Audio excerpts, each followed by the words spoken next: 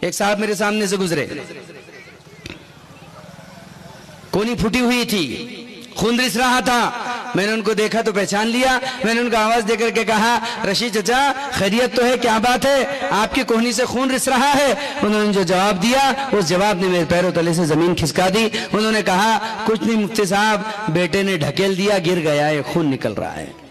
یہ سننا تھا کہ میرے تو تلووں سے لے کر کے دماغ تک ایک بجلی سے کوند گئی. مجھے شوق ہوا اور میں نے چیخ کر وہیں کہا، ویسے بھی منہ پھٹ آدمی ہوں، میں نے کہا ہلاک ہو جائے، برباد ہو جائے وہ اولاد جو اپنے باپ کو نیچے گرا کر کے خونم خون کرتی ہے. زمین پھٹ جائے، آسمان نگل جائے ایسی اولاد کو جو اپنے باپ کے ساتھ ایسا سلوک کرتی ہے. میں ان کے قریب گیا، اپنا رومال ان کو دیا، وہ بیچارے رونے لگے اور آنسو پوچھنے لگے. پھر میں نے ان سے کہا کہ رشید چچا یہ کیسے کیا ہو گیا سب کچھ؟ تو اور رونے لگے بیچارے، بہت رونے لگے. کہا مفتی صاحب میں کیا بتاؤں، میری اپنی حالت میرے گھر میں جانوروں سے زیادہ بری ہے.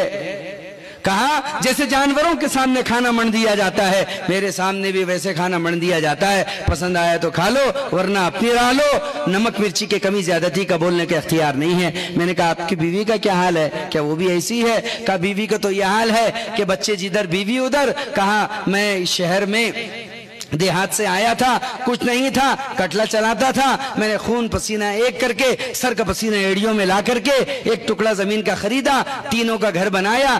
اچھا گھر ہے، اب اس میں زندگی گزر رہی تھی، بچے بڑے ہو گئے، اب مجھ سے ہوتا نہیں، اولاد نے ایک طرف ڈال دیا. نتیجہ یہ ہے کہ میں پریشان ہوں، کوئی بچہ مجھ سے بات کرتا نہیں. تو میں نے کہا رشید چچا یہ بات بتائیے، کیا خیال ہے آپ کا کہ یہ آپ کو جو پاداش مل رہی ہے اور آپ جس جرائم سے اور آپ جس تکالیف سے گزر رہے ہیں، اس کا جرم کس پر عائد کیا جائے، اس کی ذمہ داری کس کے سر منی جائے؟ تو انہوں نے کہا اس کی ذمہ داری میرے بیوی بچوں کے ذمہ. میں نے کہا کیوں؟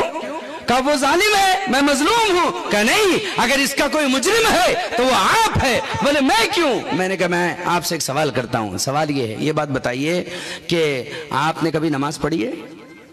تو کہا جو وقت کی ملتی تھی پڑھ لیتا تھا. میں نے کہا میں یہ نہیں کہہ رہا، آپ نے کبھی اپنے گھر میں نماز پڑھی ہے؟ آپ نے کبھی اپنے گھر میں ذکر کیا ہے؟ آپ نے کبھی اپنے گھر میں بیٹھ کر بچوں کے سامنے تلاوت کی ہے؟ آپ نے کبھی نہیں بتایا اپنے بچوں کو کہ تمہارا باپ ذاکر ہے؟ کبھی نہیں بتایا تمہارا باپ نمازی ہے؟ کبھی نہیں بتایا تمہارا باپ ساجد ہے؟ تم نے اگر بتایا تو یہ بچوں کو ذرا خاموش کرو یار.